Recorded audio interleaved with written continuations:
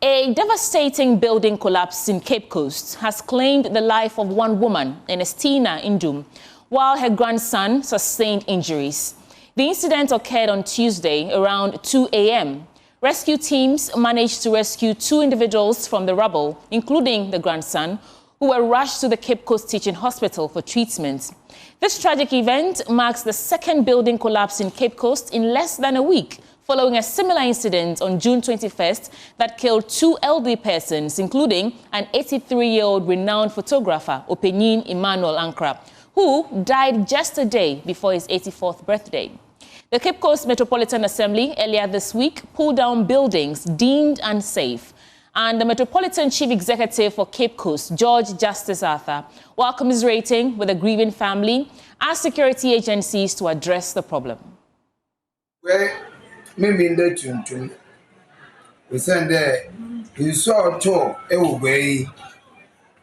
Or say, and then it would then. Ma, no, that simply. You two, your cohort, near Koshema, or Slay. Nimpa, Ibian, or Namdum was sure wonka.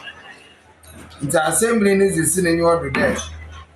Or Boka Koshem, Bienbia, and then I wrote war. Na we too Zos said there, painful one come home and we bun. Until you could die, you boo and then be a watcher. This morning, I have been at the scene.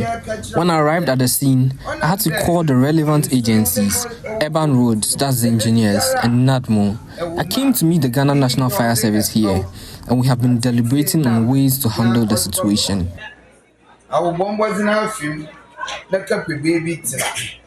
Now, you shouldn't turn me in the answer there. I said, Benny go to our bomb, I restore the Medanaya, Salia, here.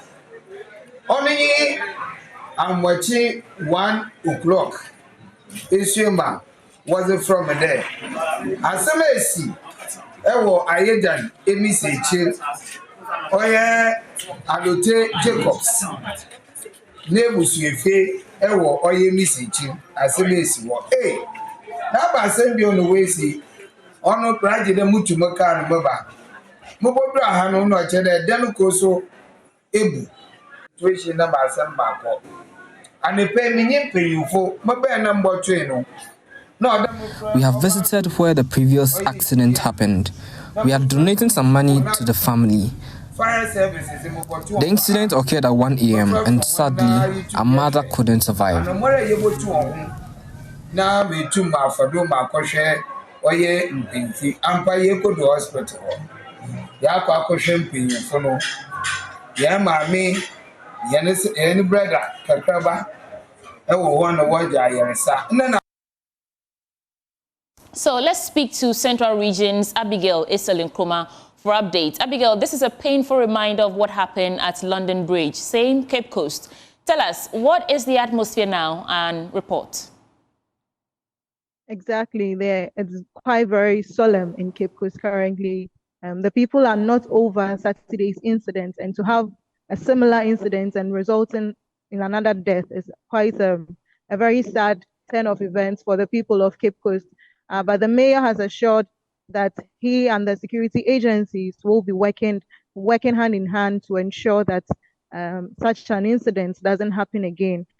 He did say there will be a demolition exercise, and they are still trying to get in touch with some of the owners of these old buildings. But looking at the situation now, and currently with a new situation, which is a family house, it looks as if they will be diverting to maybe some residents of the people, try to talk to them to find them safe shelter before they continue with the demolition of these old buildings.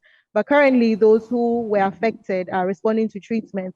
For this one, an 18-year-old suffered some injuries and is currently on admission at the Cape Coast Teaching Hospital. His grandmother is the deceased currently from this incident. Yeah.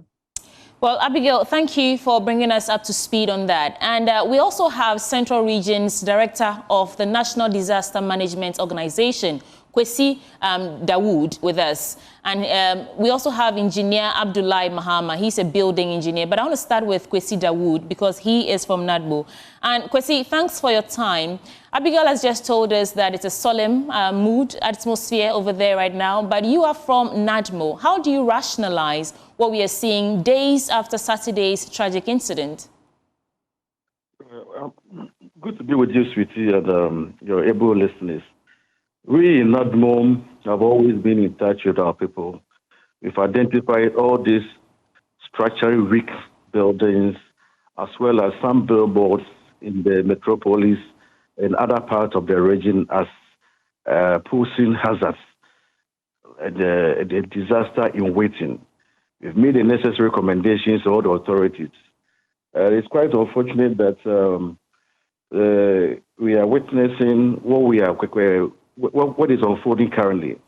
Just Saturday, 21st, we had an incident at the London Bridge where two adults passed away, and we had some internally displaced persons from the building that collapsed. Same Saturday, we had a building also collapsed at Jejano, a southern Cape Coast, and then another building to have to be demolished per our recommendations at a place called Zion in Cape Coast, and another building also had to be demolished at Dorfield, also a suburb in Cape Coast. So with all this, the collapsed building on Saturday, and the other demolished buildings, we had 71 internally displaced persons who are currently occupying designated safe havens provided by NADMO. And ours are also purchased with family, friends, relatives, and church members.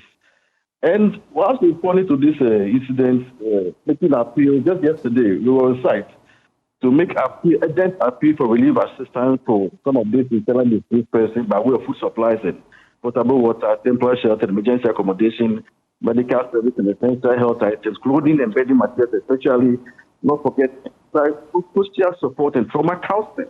Because what we have realized, some people have passed away directly as a result of the collapsed building. But with care is not taken, if we don't take the survivors through psychosocial support and trauma counseling, the post-disaster depression that was set in might even lead to another catastrophic event, resulting in loss of lives and other issues. So we were on ground yesterday, making this necessary appeal for individuals, philanthropies, corporate Ghana. Did your rounds, Mr. Dawood, did your rounds take you to the area where we've just seen this collapse? I'll repeat the question. Yes. I believe we were still speaking when I was asking.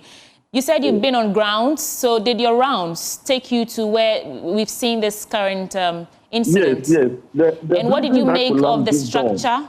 Yes, the building that collapsed is down at Emissary and Island area is part of the structural weak edifices that has been captured, that has been given to the city authority. And it is among other buildings that have been earmarked for demolition. Okay. But as the Cape Coast mayor rightly indicated, he also happens to be the chairman for the Metropolitan Disaster Management Committee.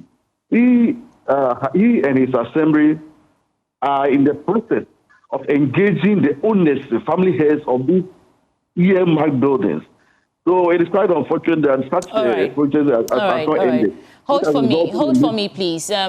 Let me speak to Abdullahi Mahama. He's a building engineer. And Abdullahi, he just, Kwesi Dawood just told us that that building was earmarked to be demolished. When the demolition exercise started in Cape Coast, however reactive, we thought we were going to see the end of lives lost because of dilapidated structures. Help us make sense of what we're seeing right now. Well, I say good afternoon to your cherished listeners. I think that there's a difficulty in just trying to go in and then start demolition of houses which are not government owned. The challenges we have with accommodation or housing deficit in the country. What I think is some of the buildings may be aesthetically unpleasant, but structurally will be sound. So even though we look at all the buildings which are very unpleasant to the eye, it's only proper that the engineers will now go and run structural integrity of some of these houses before they are brought down. And I'm sure that when there are difficulties with some of the owners who may have deserted their homes, and then we have parties actually occupying these buildings, or family heads, family members who are occupying these buildings, they have to take through a court process before to ensure that based on safety grounds or for the individuals, then other neighboring communities or the needs, then the law will be effective to get out these buildings demolished. Otherwise, I know we cannot just go in and then pull these buildings down. On what we have to run the test, get the structure and take the analysis done, and then based on that, you can pursue to the court, and then demand for buildings to be pulled down. Otherwise, because I've seen a lot of them just within the coastal belt. Unfortunately, there are some within the eastern regions of Ghana. Most of them are actually within the coastal from. Abdullah, I have to cut you here. Unfortunately, I really can't hear you, but that's all that time will allow us for. Hopefully, going forward, we don't see these tragic incidents happen again in Cape Coast. Thank you.